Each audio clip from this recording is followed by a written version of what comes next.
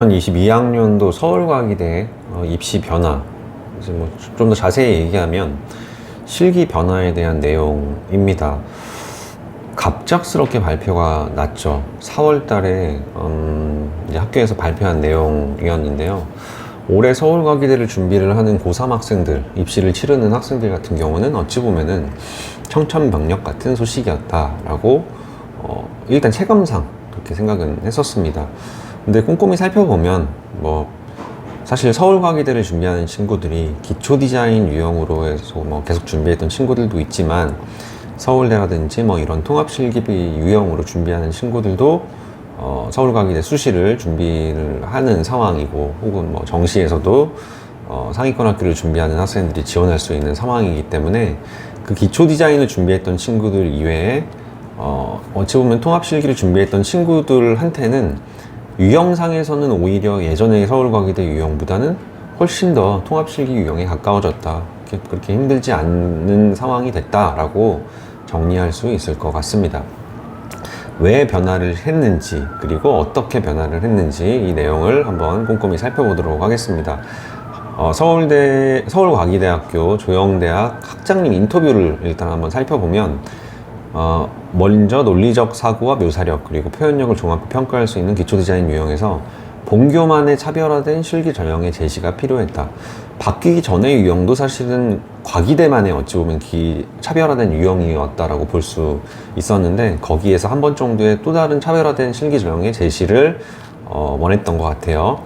2021학년 입시까지 시행했던 실기고사 평가에 대한 반별력 저하와 본교에 대한 인지도 역시 정체된 상태라는 문제제기가 있었다. 따라서 그 효과성에 대한 검증이 필요하다고 생각해 조영대학 연구팀에서 교수진들을 대상으로 자체 조사를 시행을 했다라고 되어 있습니다. 학생들은 우리 학교 실기 전형에 대해 형태 위주의 표현 외에도 인문학적인 글쓰기 및 창의적 표현이 가능하다는 점을 대체적으로 긍정적으로 평가했다. 그러나 타대학들의 실기 전형과 비교했을 때 그 차이가 커서 입시 준비를 병행하는 데 어려움이 있다고 답했다. 앞서 말씀드린 것처럼 기초 디자인 과목으로 준비를 했지만, 기존의 기초 디자인과는, 다른 학교의 기초 디자인과는 상당수 다른 기초 디자인 유형으로 서울과기대는 준비를 했었습니다. 본인이 어찌 보면 생각해낸 아이디어에 대한 타이틀을 정해야 되고, 그 타이틀에 맞는 디자인, 어찌 보면 논리를 적어야 되고, 소묘를 해야 되고, 채색을 해야 되는, 이 어찌 보면은 하나, 둘, 셋, 네 개의 답안을 작성을 해야 되는 유형이 기존의 유형이었던 거죠. 그렇기 때문에 기초 디자인, 그러니까 사물을 주고 화면을 안정적으로, 그리고 주제어에 맞게 잘 구성하고 정확하게 표현하시오라는 기초 디자인이라는 과목과는 상당수, 과목명은 같지만 유형은 거의 다른 유형이었다라고 생각을 하시면 될 것 같습니다. 교수들은 제시어로 문제를 낼 때 해당 사물이 다양한 형태로 존재할 수 있기에 제시어 선정에 제한이 있다고 대표했다. 또한 제시문의 기준과 의도가 모호해 평가 시 출제자의 의도를 파악하기 어렵다고 답했다. 제시문과 제시어에 대한 부분이 서로 연결성이 있다라고 하면은 사실 이거는 모호할 이유가 없었다라고 저는 생각은 하는데, 이 제시되는 사물과 이 제시 문 자체가 서로 연결하기 되게 힘든 상황들의 문제들이 나온 경우들이 간혹 있었어요. 그랬을 때는 우리 학생들이 그걸 풀기에 되게 애매해지다 보니까 되게 억지스럽게 껴맞추는 형식의 그림들을 그릴 수밖에 없었던 거였죠. 그러니까 제가 봤을 때는 학생들의 잘못이라기보다는 문제를 조금 더 연결성이 있게, 서로 연관성이 있는 사물과 제시문에 대한 어찌 보면은 제안을 했었다라고 하면은 이 문제는 그렇게 어려운 문제는 아니었다라고 생각을 합니다. 학교 측의 문제도 있었다고 봐요. 특히 어떤 제시와 제시문이 주어져도 학원에서 미리 연습한 주제로 치환에 공식화하고, 이 말이 그 얘기죠. 연결성이 있으면 사실 이거는 미리 연습한 걸로 패턴화 시켜서 그리지 않아도 되는 부분이었는데, 연결이 전혀 되지 않는 사물들, 형태적으로 유사성도 없고 질감에 대한 유사성도 없고, 어찌 보면은 의미적인 연결성도, 주제어와 제시문에 대한 연결성이 전혀 없는 거를 학교에서 출제를 했던 부분도 있었던 겁니다. 이에 현재 입시 트렌드를 분석해 장점을 반영하고 본교가 가진 좋은 점들은 유지하며 현 실기고사에 대한 현황 및 개선 방향성을 모색했다. 그리고 그 결과 다음과 같이 실기 전형을 개선하고자 한다라는 부분입니다. 학장님 인터뷰 안에서 느낄 수 있는 거는 되게 정형화되어 있는 그림들을 학생들이 주제가 제시문과 제시어를 제안을 했는데 그거랑 전혀 상관없는 정형화된 그림들을 그리는 부분에 대한 어찌 보면은 염증이겠죠. 그리고 우리 교수님들 같은 경우도 이런 학생들을 우리가 학부생으로 입학하게 됐을 때 가르쳐야 돼에 대한 부분, 조금 더 문제 해결 능력도 좋고 조금 더 창의력도 좋고 어느 정도의 관찰력도 좋은, 그리고 언어 능력까지도 좋은, 어찌 보면 되게 다양한 능력을 가진 학생들을 우리 뭐 서울과기대의 어찌 보면은 글쎄요 기준 자체를 되게 높인 상태에서 그런 학생들을 뽑고자 하는 교수님들의 생각이 우리 학장님 인터뷰를 통해서 반영이 되어 있다라고 보면 될 것 같아요. 뭐 입시가 10년 정도가 지나면 항상 입시에 대한 유형들이, 그리고 실기에 대한 방향이 조금씩 바뀌는 것처럼 서울과기대도 그런 부분에서의 변화를 줬다라고 보여집니다. 변경사항들은 그러면 어떤 것들이 있는지 한번 알아보도록 하겠습니다. 제일 큰 변화로는 기존의 제시어를 출제하는 것에서 이미지 제시로 변경됐다는 점이다. 이전 입시에서 학생들은 주어진 제시어를 상상하며 그렸기 때문에 평가자는 어떻게 평가할 것인가에 대한 변별력의 기준이 모호했다. 예를 들어 제시어를 배추로 출제했을 때 배추인지 시금치인지 쉽게 구분하기 어렵지만 그림은 잘 그려서 난감한 상황도 있었다. 따라서 이러한 문제점을 인지하고 변별력 있는 평가를 위해 이미지를 제시하는 방향으로 출제 방식을 변경했다. 소묘에 대한 부분인데요. 그러니까 여기서 지금 나온 것처럼 뭐 예를 들어서 쥐 이렇게 제시어를 주고 학생들한테 소묘를 상상해서 그리게끔 했습니다. 이미지 제시를 하지 않았어요. 실물을 주는 것도 아니고 촬영한 이미지를 학생들한테 지면으로 제시한 것도 아니었어요. 그러니까 쥐에 대한 형태와 뭐 여러 가지 어떤 내용들을 학생들이 상상해서 그리게끔 한 거죠. 그러니까 소묘에서 사실 제일 중요한 거는 표현력도 있지만 관찰력이 제일 중요한 부분인데, 그런 부분, 관찰력을 보기 위해서 날카로운 연필 재료를 주는 거 아니겠습니까? 정확하게 형태력을 잘 얼마큼 판단해서 그렸는지를 보기 위한 거니까. 근데 그런 부분에서의 이미지 제시가 빠져 있다 보니까 그런 어떤 관찰력을 평가하기가 되게 힘든 상황이었다라고 보여집니다. 그게 이제 어찌 보면은 이미지로 이제 제시를 하겠다라고 학교에서 제안을 하는 거죠. 디자인 부분은 기존의 문장을 제시하고 학생들이 스스로 사고하거나 창의적으로 디자인하는지를 확인했다. 하지만 합격생들의 작품을 모아보니 특정한 유형들이 보이기 시작했다. 패턴인 거죠. 이는 어떤 문제가 출제돼도 출제 의도와 관련 없이 본인들이 연습한 상황으로 패턴화된 현상이 나타났다는 것이다. 따라서 이러한 현상을 탈피하고 출제자의 의도에 맞춰 답할 수 있도록 구체적인 조건을 제시했다.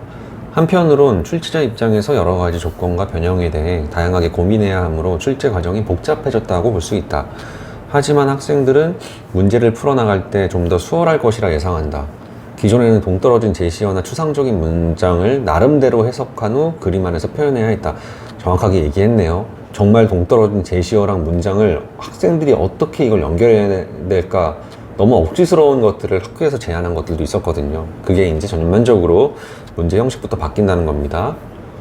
그러다 보니 패턴이 만들어졌는데, 변화된 유형은 문제를 꼼꼼히 읽어본 후 해결 방법을 고민하고 표현하면 좋은 평가를 받을 수 있다. 디자인에서 제일 핵심적인 부분은 되게 장황한 제시문을 주고, 그게 뭐 시일 때도 있었고요. 어찌 보면 어떤 기사의 한 부분일 수도 있었고, 뭐 환경 문제를 다루는 것도 있었고, 현재 어찌 보면은 좀 이슈가 되고 있는 시사 문제를 다루는 제시문을 줄 때가 있었습니다. 기존에 바뀐 유형 같은 경우는. 그리고 그거와 제시어에 대한 연결을 표현하게끔 했죠. 그러다 보니까 뭐 전혀 의미적으로 연결이 만약에 안 된다라고 하면은 초현실주의 그림들처럼 형태적인 합성을 통해서 어찌 보면은 약간 회화, 파인아트 같은 그림을 그려내기도 했고요. 뭐 대입법이라든지 뭐 의인화를 통해서 어떤 그 내용을 전달하기도 했었습니다. 그런 부분들이 아닌, 이제는 이따가 문제를 이제 쭉 설명을 드리겠지만 조금 더 전공에 가까운, 시각과 산업과 공예 계열의 전공에 가까운 문제들을 제시를 하겠다라는 부분입니다. 제시어를 준다라는 거는 이미지를 준다라는 거잖아요. 소묘 부분. 그 제시어에 대한, 그 형태에 대한 부분을 모티베이션을 해서 어찌 보면은 각 전공에 맞는 문제 해결을 할 수 있도록 이런 어떤 문제 체계가 바뀌었다라고 보시면 될 것 같아요. 실기고사가 변화되면서 평가에 새롭게 반영되는 요소가 있다면? 이라는 질문에 교수님이 대답하신 텍스트는요. 이전에 소묘에서는 제시 이미지가 없었으므로 사고에 의한 묘사력과 표현력 위주로 평가했다. 아까 했던 얘기죠. 변경 후에는 이미지를 제시하고 그것을 조건을 부여하면서 학생들의 능동적인 대처 방법, 즉 문제 해결 능력을 확인하려 한다. 이미지를 주더라도 그걸 그대로 그리는, 소묘를 그대로 표현하는 게 아니라 그 안에 조건을 준다. 그러니까 뭐 예를 들어서 이 이미지를 줬는데 그거에 대한 물성을, 질감을 본인이 선택한 질감으로 바꿔서 표현하시오. 아니면은 어떤 사물을 예를 들어서 어떤 이런 플라스틱 컵 같은 거를 줬는데 그 플라스틱 컵을 잡고 있는 뭐 예를 들어서 손과 함께 표현을 하시오. 이런 식으로 조건을 같이 부여한다라는 부분이죠. 그렇기 때문에 전체적인 관찰력과 묘사력을 판단할 수 있는 겁니다. 그러니까 디자인 파트 같은 경우는 창의력, 사고력, 논술 능력을 평가했으나 기존에는 변경된 실기고사에서는 논술 능력은 평가하지 않고 창의력, 사고력, 표현력을 확인하려 한다. 그러니까 문제 해결 능력과 표현력. 근데 기존의 그러니까 서울과기대 이번에 변화된 이전의 유형들 같은 경우는 사실 표현력까지를 같이 판단하기는 사실 좀 힘들었습니다. 왜냐? 소묘에서부터 제시어에 대한 부분이 이미지로 제시된 게 아니기 때문에 상상 속의 형태들로 그림을 진행을 해야 되는 부분이었기 때문에 표현력, 정밀한 관찰력과 표현력을 보기는 좀 힘들었던 거죠. 그리고 창의력과 사고력은 볼 수 있지만 그게 자칫 되게 과대망상의 창의력과 사고력 쪽으로 번질 수 있다는 부분이 기존에 어찌 보면은 이 과기대 문제에서의 좀 단점이었다라고도 보여집니다. 실기고사 문제의 출제 의도는 무엇인가요? 문제 출제 시 고려하는 점은이라는 질문에 출제 의도 중 가장 크게 고려하는 부분은 패턴화된 디자인을 지향하는 것이다. 이 서울과기대가 이제 올해 이제 실기 시험, 수시 시험을 보기 이전에 공모전을 치릅니다. 이제 학생들 공모전 준비 지금 막 거의 대부분 다 마감한 걸로 알고 있는데 그 공모전 주제들을 보면은 이거는 도저히 패턴으로 연습을 해서 할 수 있는 문제가 아니에요. 그러니까 쉽게 얘기하면은 뭐 서울대학교 유형, 통합실기평가 유형과 거의 흡사하기도 하고 아까 초반에 서울시립대 유형과도 흡사하다고 말씀을 드렸던 것처럼 문제 자체가 소묘를 기초적으로 관찰과 조건에 의해서 표현을 하는 문제가 하나가 있고 또 하나의 문제가 시각 디자인에 관련된 문제는 예를 들어 타이포그래피 문제가 나올 수도 있는 것이고 산업 디자인과 관련된 문제는 어찌 보면은 뭐 제품이라든지 어찌 보면 뭐 공간 인테리어 디자인이라든지 운송 디자인을 실질적으로 어떤 모티베이션, 그러니까 이미지를 모티베이션해서 그런 어떤 프로덕트 디자인을 하는 문제가 나올 가능성이 굉장히 크기 때문에 이거는 어느 위치에 뭘 배치를 해야 되고 이거는 무슨 색을 써야 되고에 대한 패턴화된 표현을 하면 안 되는 유형이라고 보시면 될 것 같아요. 지원하는 학과의 특성을 살핀 후 준비할 필요가 있다. 그러니까 학과에 대한 이해, 시각 디자인을 가면 무엇을, 어떤 전공들을 배우고 산업 디자인을 가면 어떤 전공들을 배우는지에 대한 학과에 대한 소양을 충분히 알고 준비를 해야 되는 부분이죠. 예를 들어 디자인 계열은 사고력, 창의력, 문제 해결 능력을 평가하는 데 비중이 실린 문제가 출제될 가능성이 있으며 공예 계열은 창의력, 표현력, 문제 해결 능력의 비중이 실린 문제가 출제될 수 있다. 변경된 실기고사를 위해 학생들이 준비해야 될 점은 무엇인가? 실기고사 시간과 재료 면에서는 변경된 부분이 없죠. 5시간, 그리고 재료에 대한 부분도 소묘 연필해야 되는 것이고 그 위에 채색에 대한 부분은 자유롭게 채색을 하면 되는 겁니다. 소묘 시 관찰력이 추가로 요구되므로 관찰력을 키우기 바란다. 패턴화된 디자인보다는 주어진 조건 안에서 이렇게 해야 됩니다 라고 써 있습니다. 중요한 마지막 문장, 제시문, 제시 조건, 제시 이미지와 상관없는 무관한 표현은 지양해야 된다 라는 부분입니다. 아주 중요한 핵심적인 내용이죠. 아까 제가 처음에 말씀드렸던 서울과기대가 이런 식으로 입시를 바꿨다라고 하면은 정시로 따지면 나군의 서울과기대가 배치가 되어 있죠. 나군 서울과기대 점수로 따지면은 수능 대략 한 87, 88, 100분이 거의 90에 가까운 학생들, 90 이상의 학생들도 디자인과에 지원을 하게 됩니다. 근데 90 이상을 맞은 학생들은 서울대학교, 90 더 상위권 점수를 맞은 학생들은 서울대를 지원을 할 것이고 서울대 준비를 계속 해왔는데 성적이 88, 89 혹은 수학이 좀 많이 성적이 많이 안 좋은 학생들은 나군의 건대 커디과랑 뭐 건대 뭐 리빙 의상 디자인과를 쓰기에는 유형 면에서 굉장히 다르다고 판단을 하기 때문에 나군에서의 대안학교는 물론 점수 좋고 학종 챙긴 학생들은 홍대를 쓰겠지만 그런 학생들이 아니라면 건대보다는 아무래도 서울과기대를 선택할 가능성도 크다라는 거. 그러면 서울대 준비를 계속 했던 친구들이 서울과기대를 지원을 하는 상황들이 발생이 될 거기 때문에 소묘 부분 같은 경우는 저희는 그렇게 다르지 않다고 보는데, 디자인, 채색 부분 같은 경우는 기초 디자인을 위주로 했던 친구들이 이렇게 좀 채색을 되게 빡빡하게 그리고 정말 단단한 질감으로 표현을 했었다라고 하면 서울대 디자인과 준비하는 친구들은 그거보다는 되게 렌더링 느낌으로 표현을, 스퀘어 느낌이든 뭐 마카든 재료들을 사용을 하거든요. 근데 만약에 서울대를 준비했던 친구가 서울과기대를 준비를 해야 되는 상황, 지원하는 상황이라고 하면은 그 친구들은 특히 이제 산디과를 지원을 한다, 서울과기대. 굉장히 렌더링 형식으로 스퀘어를 쓰면서 좀 더 표현보다 그 형태와 구조를 잘 보여줄 수 있게끔 아이디어적으로 접근을 하는 어찌 보는 방법이 훨씬 더 많을 것이다라는 생각이 듭니다. 그런 부분에서 교수님들이 의도한 부분과 굉장히 잘 맞을 수도 있다는 부분이죠. 표현을 위한 그림이 아니라 어찌 보면 아이디어와 문제 해결을 위한 효율적인 표현을 해내는 게 서울과기대, 특히 산디과에서는 굉장히 중요한 부분이다라는 거를 말씀을 드립니다. 그럼 전공별로 과기대학교에서 요구하는 방향이 무엇인지 학교에서 제안한 공모전 주제를 통해서 한번 알아볼 수 있도록 하겠습니다. 산업디자인과와 시각디자인과, 금속공예과 이렇게 세 개로 전공별로 나눠져 있는데요. 산업디자인 전공 문제 같은 경우는 첫 번째 소묘, 제시된 문제, 그러니까 이미지는 블록으로 조합되어 있는 공룡 이미지입니다. 소묘 부분은 위에 제시된 이미지의 재질을 목재와 유리로 변경하여 연필로 소묘하시오.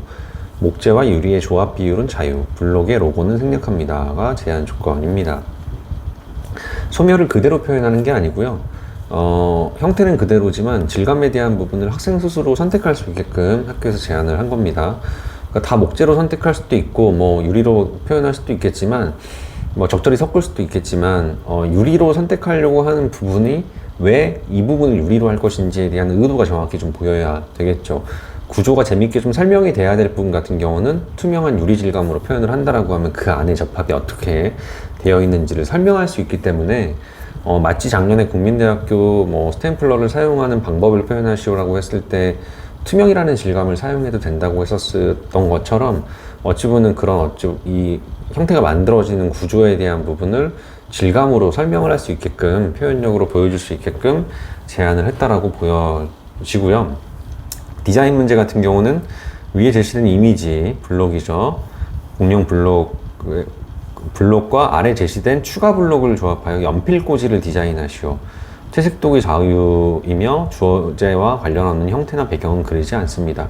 산디과이기 때문에 역시나 이런 제품, 실용적이고 심미적이고 효율적인 제품을 디자인하는 문제가 제안이 된 겁니다. 실제 글쎄요, 연필꽂이라고 하면은 연필을 잘 담을 수 있는 용도가 제일 중요하겠죠. 용도적인 측면에서는. 근데 이제 사실은 긴 연필도 있을 것이고, 짧은 연필도 있을 것이고, 그 연필꽂이 연필만 남겨져 있는 게 아니라 다른 것들도 자라든지 이런 것들도 같이 담는 게 우선적이라고 생각을 하면은, 그런 부분들을 고려한 높낮이나 구조에 대한 변경을 자유롭게 할 수 있는 그런, 어찌 보면은 연필꽂이를 디자인하는 게 목적이다라고 생각을 하면은 될 것 같습니다. 그냥 원통형으로 하나 이렇게 딱 만들어 놓고 끝나는 게 아니고요.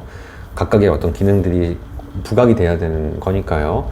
그리고 더 중요한 건, 저희도 이제 이 문제를 실제 학생들이 한번 다뤄봤는데, 블록이기 때문에 블록으로 뭔가를 막 재밌는 구조로 구조적으로 되게 멋진 조형물을 만든 듯한 그림들은 많이 있었어요. 근데 조형물을 만드는 게 주제가 아니라 연필꽂이를 만드는 게 주제이기 때문에 딱 봤을 때는 이거는 조형적이고 구조적인 측면에서는 우수한데, 연필 하나 딱 꼽았을 때는 그 연필이 밑으로 흘러내리게끔 되어 있어.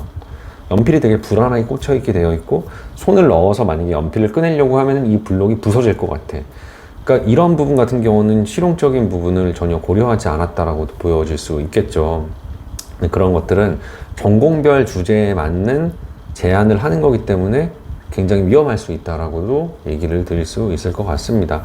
산디과의 특성상 구조력과 실용적인 부분, 그리고 심미적인 부분 반드시 고려될 수 있는 형태들을 반드시 디자인할 수 있도록 해야 될 것 같습니다. 시각 디자인과 같은 경우는 부채를 주고요. 소묘 부분 같은 경우는 2분의 1로 접어 손에 쥐고 있는 모습을 연필로 정밀 표현하시오.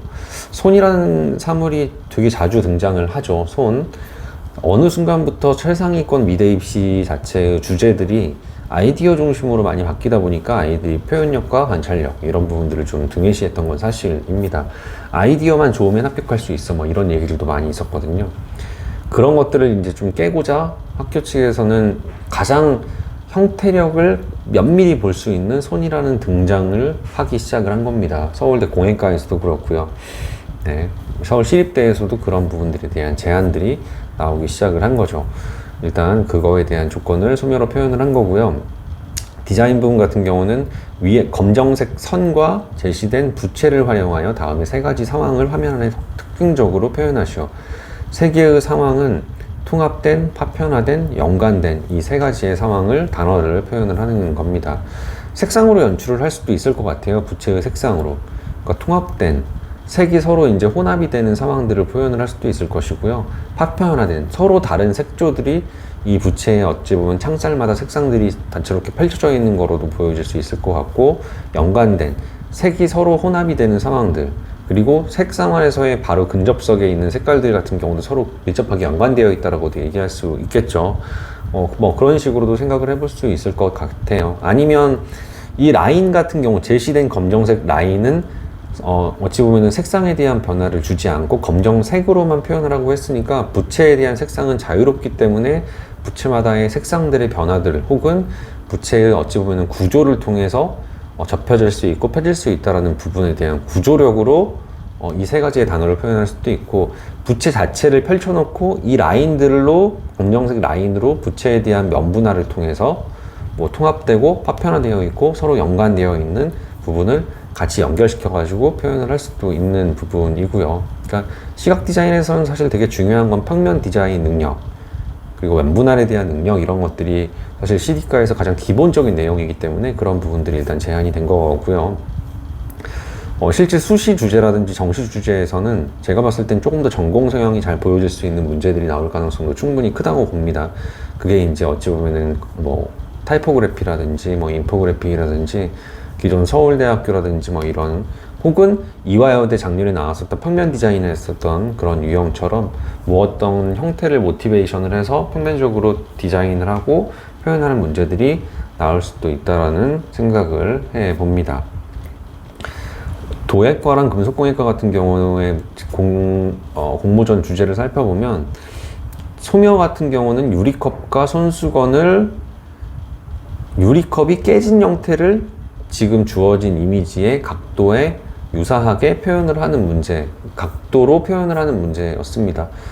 유리 파편이 깨졌다라고 하면은 그 유리 지금 컵 자체의 질감도 울퉁불퉁한 질감으로 되어 있기 때문에 그 밑에 깔려있는 수건에 대한 겉표면과 깨진 유리컵을 통해서 보여지는 수건의 질감을, 굴절되는 질감들을 표현을 하는 게 되게 중요하겠죠. 그러니까 결국은 공예과는 관찰력과 표현력을 중시하는 부분이라 소묘에서의 제안도 이런 식으로 나왔고요. 디자인 부분 같은 경우는 바나나를 표현을 하는 문제였습니다. 예. 그러니까 이 종이컵, 그 유리컵과 유리컵의 질감이 투명하다라는 부분이죠. 약간 반투명할 수도 있겠네요. 그 질감에 대한 부분으로 바나나의 껍질을 구성을 하고 그 안에 있는 알맹이를 이 수건에 대한 부분을 돌돌 말아가지고 표현을 해서 질감으로 표현 중심으로 하는 상황도 있을 것이고, 이 유리컵을 쌓아서 알맹이의 형태를 만들고 이 지금 수건이 가지고 있는 그런 물성들을 이용을 해서 이 바나나의 껍질을 구성하는 친구들도 있을 겁니다. 어찌됐건 뭐 어떤 방식이 뭐 정답이다라고 얘기할 수는 없지만 그런 물성들을 정확하게 잘 반영해서 바나나의 구조로 잘 표현하는 그림을 선발할 가능성이 굉장히 높아 보입니다.